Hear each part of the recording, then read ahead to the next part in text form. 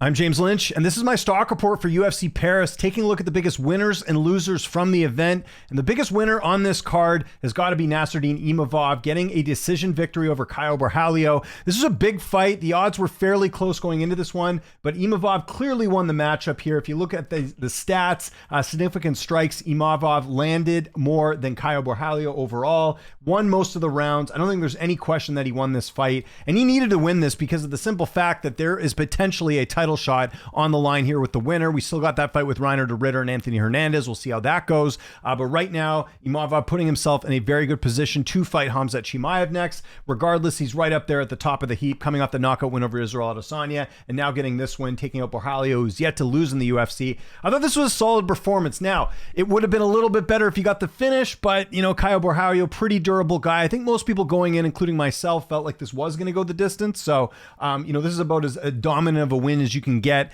without getting the finish. But I think overall, Imavov, out of anyone on this card, I mean, we're talking a potential title shot here. There's no one else really that can say that won on this card. So that's why Imavov, for me, gets the top stock riser on this card, in my opinion. I think his stock rose big time for the simple fact that he's going to be close in line for the title shot next. Now, some people might have gone with this choice as their number one, and I get it. If we're going just off performance and, you know, everything that was going in, I get people picking Benoit Saint-Denis over Mauricio Ruffi because this was an absolute beatdown. Benoit Saint-Denis getting the second round submission over Mauricio Ruffi, handing Ruffi his first loss in his career, first loss in the UFC as well, and doing so as a plus 135 underdog. I forgot to mention Imavov was also an underdog, but an even bigger underdog here for Benoit Saint-Denis. And go look at the stats here. This fight was not close at all. Significant strike, 17 compared to just 5. You look at the 2 rounds there. This was a very dominant win. This was a more dominant performance than Imavov, I'll give you that, but I think with Benoit Saint-Denis, it was about, you know, just getting back to where he was before. I mean, a lot of people had written him off. This was a fight I told you guys on the preview show on Monday. This was a fight you had to be careful with because I didn't think it was a slam dunk that Ruffi was going to win this fight. And of course, Benoit Saint-Denis putting on one of the best performances he's had in the octagon, taking out Ruffi here. So yeah, big stock rise here for Benoit Saint-Denis. Like, he's going to get a big fight after this. But again, I give Imavov the slight edge as far as the bigger stock riser because he could potentially be fighting for a title, whereas Saint-Denis, he's going to get a good fight next, but nowhere near title contention in my opinion. But nonetheless, Benoit Saint-Denis cashing as a plus 135 underdog. And then the other one, we're going to go all the way to the prelims here. You guys may disagree with me on this one, but I thought Rinat Fakhretdinov, underdog in this fight, another guy that I thought was being disrespected by the betting odds here. He was a plus 110 underdog. And let's be honest, Andreas Gustafsson didn't really deserve this fight. He only had the one fight in the UFC. Rinat's been in there for a while, and Rinat gets a 54-second finish. You can't get any better than that. And the thing with Rinat as well is that he's on a win streak. Now, again, I think a lot of people felt like he lost the fight previously coming into this one against Carlos Leal, but overall, you look at what he's done, he hasn't lost in the UFC. Like, you got to think this win's going to get him that ranked opponent and not get opponents like Andreas Gustafsson. And nothing against Gustafsson, I just don't think a guy with one UFC fight, not a ton of hype, really deserved this fight. And I think with Rinat taking advantage of that, getting a 54-second knockout, that certainly rises his stock. So I'm pretty sure he's going to get either a ranked opponent or someone notable next year. This was a really good win for Rinat, 33 years old, definitely putting the Carlos Leal fight behind him, which again, a lot of people felt like he lost on the scorecards. Going to give a quick honorable mention, and this is a guy that you could just put on the stock rise period, but it was one of the men that made his UFC debut. And of course, the story with this is even more interesting in Andre Delija, who was supposed to fight for the UFC a couple of years ago, but had that contract dispute with PFL, couldn't fight. There was a point where he was the underdog here, you know, ended up closing as even odds here.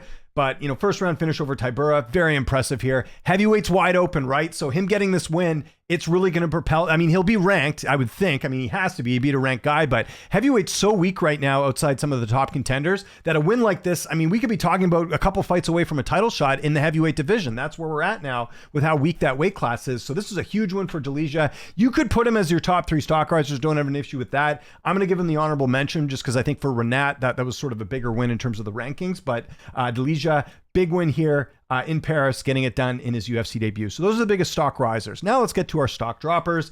Biggest stock dropper on this card, in my opinion, was Mauricio Ruffi. Now, you could have gone Caio Borralho, because again, that fight wasn't competitive either. But I mean, what was the talk with Rufy, future champion, all these things, right? People were talking about him being, a dangerous threat because of that win over King Green. But this was not a good fight for him. It was a one-sided loss. And he got finished. That's the other thing. So this was not competitive whatsoever. He's 29 years old, still coming into the prime of his career right now. But this was just a total beatdown here by Benoit Saint-Denis. I showed you the stats earlier. I expected more. I did. And this is a guy that, a lot of people were excited about. He's got a really strong team.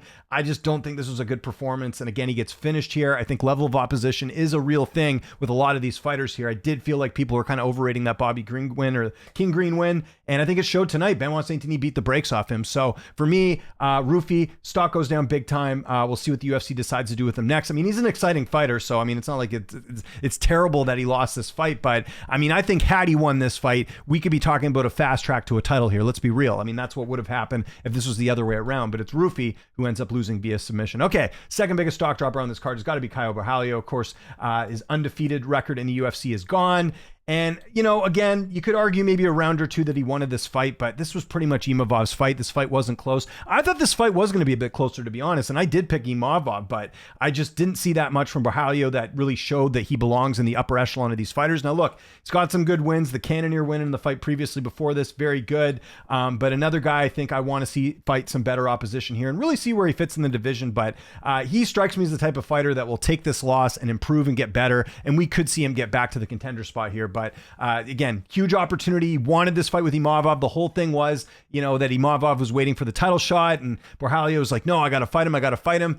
And you lose like this. It's just really tough here for Caio Borralho. So he's back to the drawing board here. His stock goes down. 32 years old, not really that old, but also, it's a division where, you need to make your mark and try and make a run for the title here. So we'll see what is next for him. But yeah, tough loss there for Caio Borralho, who loses to Nasruddin Imavov. Okay, last biggest stock driver on this card. I don't know how much stock he had going in, but let's factor in the division right now. And that division is heavyweight. And for me, Marcin Tybura, again, that, had he got this win, he was coming off 2 wins going into this, that would have done a lot for his career, right? I know he's 39, he's old. I mean, keep in mind though, heavyweight is kind of an older man's division anyways, but I just think in general, Tybura is, had he won this fight, he could be a couple fights away from contendership because that's just how weak this division is. Instead, he gets finished in the first round. And, we hadn't seen, Tybura knocked out that much. Aspinall knocked him out, and I think you have to go all the way back to Sakai. So overall, pretty durable, but I think we're getting to that point with him now at 39 years old that he is, I think the durability is a concern here. So,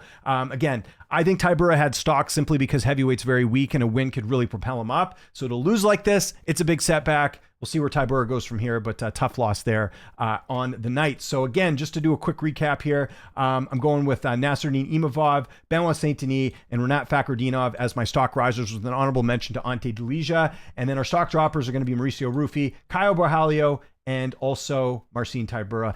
Let me know in the comments, guys, which way you're going here for your stock risers and stock droppers. There's a lot of different ways you could look at this, but I want to get your top 3 stock risers, top 3 stock droppers, and maybe give a couple little notes as to why you're feeling the way you are about some of these things. Again, this is just kind of a fun video series I've been doing for a while where we talk about where fighters sort of are placed in the division after an event like this. So I'd love to hear from you guys. Follow me on Twitter, TikTok, Instagram, @Lynch on Sports. My name is James Lynch. Thanks so much for watching, and I'll see you next time.